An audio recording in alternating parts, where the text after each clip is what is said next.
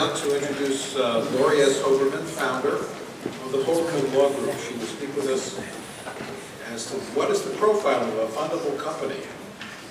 Lori is a well-known force in the New York City venture community.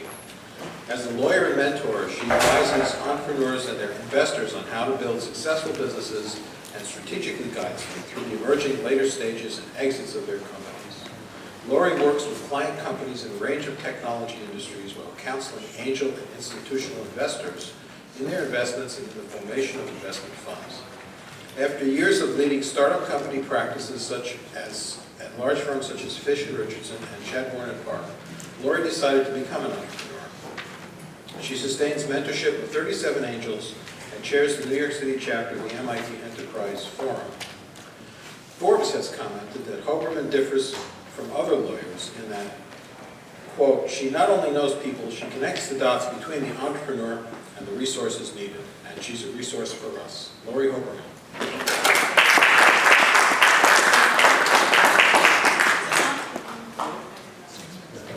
Hello. Okay, hi everybody.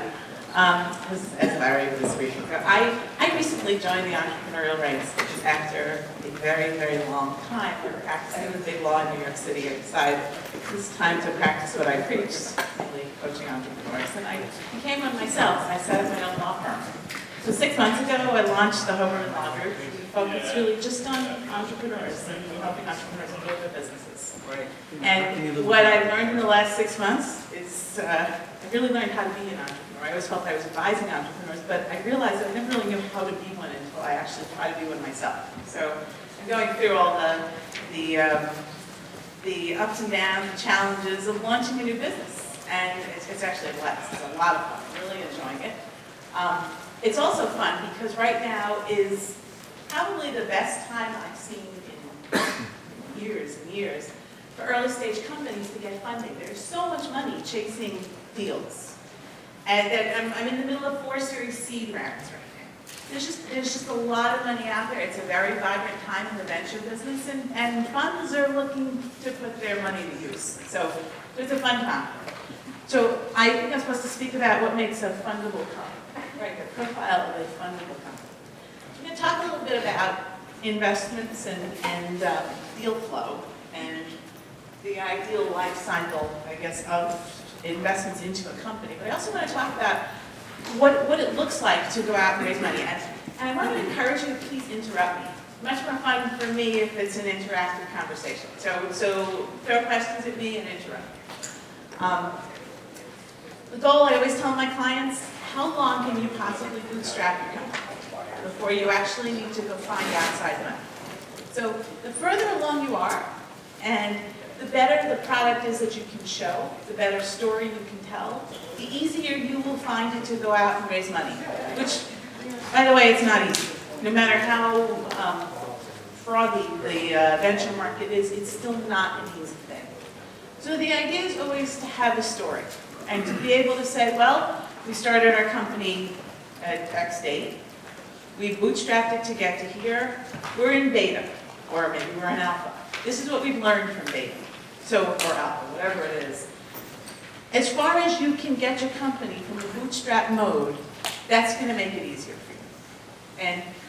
And usually, so if you get only so far in your own money, usually the next thing to do is to go hit up your friends and family for a little bit. Very important to think about whether you can actually sleep at night taking money from friends and family. If you can't, please don't go ask them for money. But if you feel comfortable and that you have actually wealthy friends and family, they are a very good place to start to find some capital. And it's that capital that you can really use to get you past that kind of idea to a prototype. So think about that from a perspective of launching. So sources of venture capital.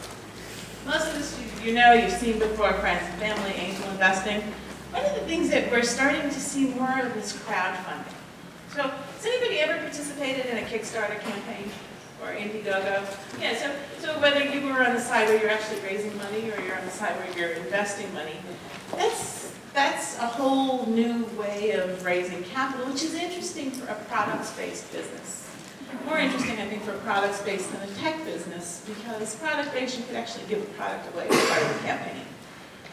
But what's starting to happen now is we're seeing some very interesting platforms for equity-based crowdfunding.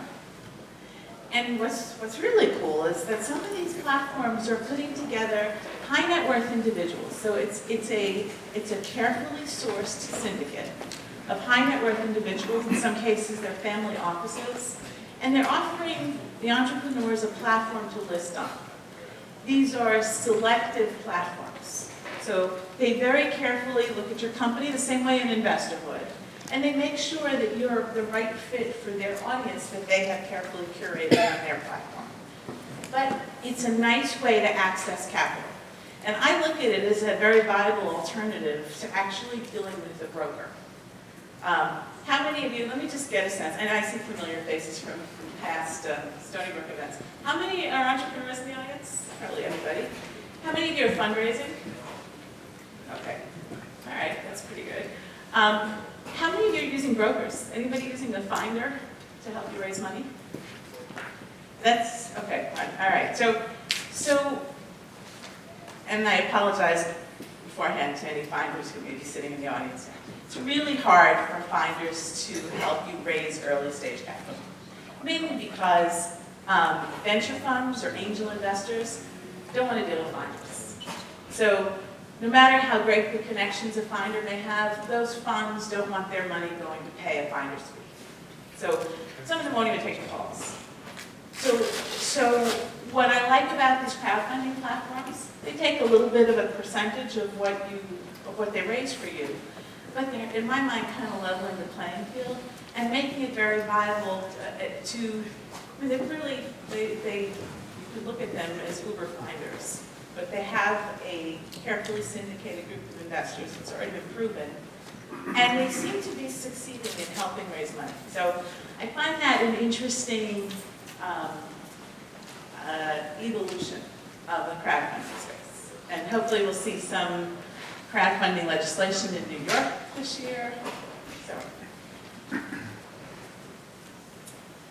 all right. So funding rounds. Best way to actually raise early stage capital, I love those convertible notes. Cheap from a legal fee standpoint, clean, simple, easy to do, you get them done right away. Future capital investors, when you get to the Series A round, expect to see convertible notes. Standard discount, somewhere between 10 and 20%. Pre-money cap. It's usually an either or, the discount or the cap. Don't do anything that's way outside of market. So in order to keep your profile of your company as fundable going forward in the future, keep within market standards. So that 10 to 20% discount, the pre-money cap, thinking of where you're going to be by the time you do your equity round, and gauging that cap to be around there. And then you up it to see what you could get away with. So as high as you can comfortably go without pissing off your seed investors, your note investors. One of the other interesting things that we're starting to see a lot of is what's called Series Seed. So it used to be we would have the convertible notes, and then we would go right, usually maybe we'll do a couple of series of convertible notes, and then we'd go right to the Series A. What we're starting to do more and more, and this is kind of an evolution over the last year or so, is the Series Seed concept, where it's not quite Series A, meaning it's not so, there aren't so many veto rights, there's no dividend. There's not so many things that you typically think of as being harsh to deal with from a Series A standpoint, but it's not as easy as common either. So they get their money back first. They have some veto rights. They might want rights of first refusal, or the rights to participate in future rounds. This is a really common way of raising money right now, a Series Seed stock. And I really like it because it keeps things easy. So in my mind, to keep yourself, the company, clean and simple and fundable, you want to keep things simple and within market. So I like the first round as a convertible note. I like the second round as a Series Seed. Sometimes the Series Seed is high enough to convert the convertible note. Sometimes not.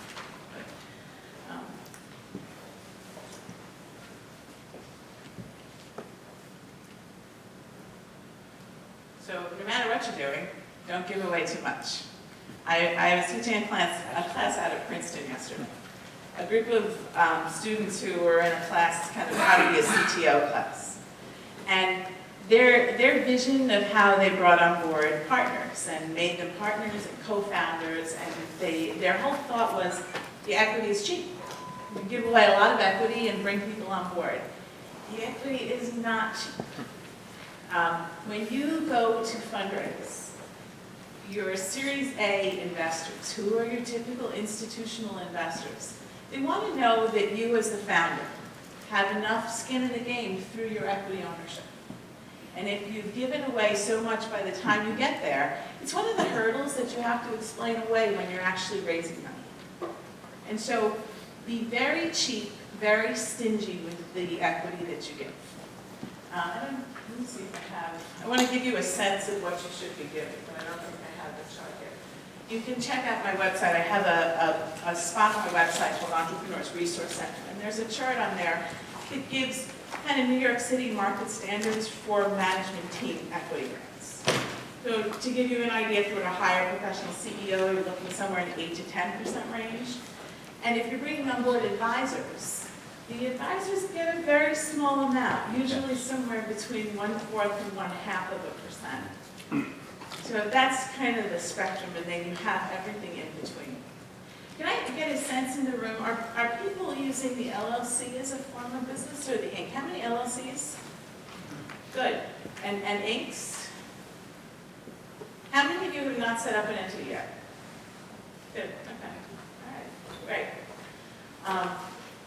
So the land of LLCs, what you find is your convertible note investors clearly are happy that you're an LLC. They don't really care, they're not equity holders.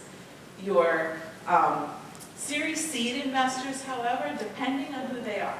If they're individuals, they are very happy you're an LLC because they get the benefits of the tax flow, so they love that. If they are the more institutional type venture funds, they're going to require that you convert to a corporation.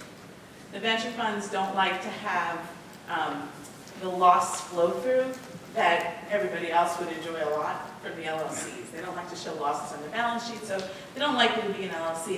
They would force you to convert to a corporation, which is no big deal. But from the standpoint of what makes the profile of a fundable company, many times people are told to go right to a corporation. It's not necessary. So you have plenty of time before you're going to actually raise institutional money, and you might as well enjoy the tax benefits of being an LLC until you get there. Question, go ahead. Maybe I could share this and save somebody else some money. Good, go ahead. So we were paying the expenses of putting the LLC together, and the investor essentially said, scrap that and form a corporation. And it really had nothing to do with pass-through income or anything like that. It was for the protection the investor got under the corporation relative to the LLC. So the investor would have told you that the protection in the LLC is the same, from a liability standpoint. Well, actually, if you want to get into more detail, we couldn't get the insurance policy for the amount that he needed in an LLC. Okay, the directors and officers Yes. insurance? Because LLCs don't technically have directors, so I can understand. And no matter what, the investors realize that it's a more tax efficient structure, but they're still not willing to deal with it. So it's something to just keep in mind. It's very easy to convert from an LLC to a corporation. You should be Delaware. The jurisdiction should always be Delaware. And then the day before you actually close on an institutional funding round, you can file a certificate of conversion and become a corporation. Very easy, not a difficult thing to do. Is there another question?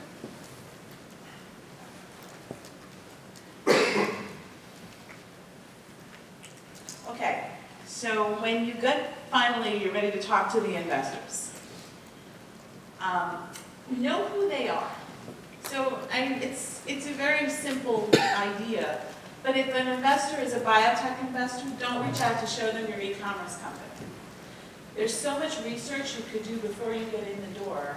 Make sure you know who you're talking to. And then target your presentation to them. So one of the most important things you can realize is that these investors, They had the attention spans of a 2-year-old. That plus the ego are two givens. So you already know two things that you're dealing with every time you deal with an investment. The one thing you can manage, the fact that they have short attention spans, you can manage. And the way you manage that is you need to figure out how to get their interest. So the way to do that, I'm just going to skip ahead for a minute and then we'll come back. So the way to do that is to have a really solid one-page teaser, an executive summary. Remember, attention span of a 2-year-old, they're not going to read more. Everybody talks about having a business plan. I don't know a single investor. I've had a single investor friend who has read through an entire business plan before they've invested in a company. Don't spend your time on that thinking that it's going to get you in the door. What you need is a very simple, very concise executive summary that hits the points. And there's a sample of one, there's a sample of the format of one on my website. So 5 must-haves. First sentence, first 2 sentences is what the company does. Remember, those 2 sentences is the equivalent of your first 15 seconds of a discussion.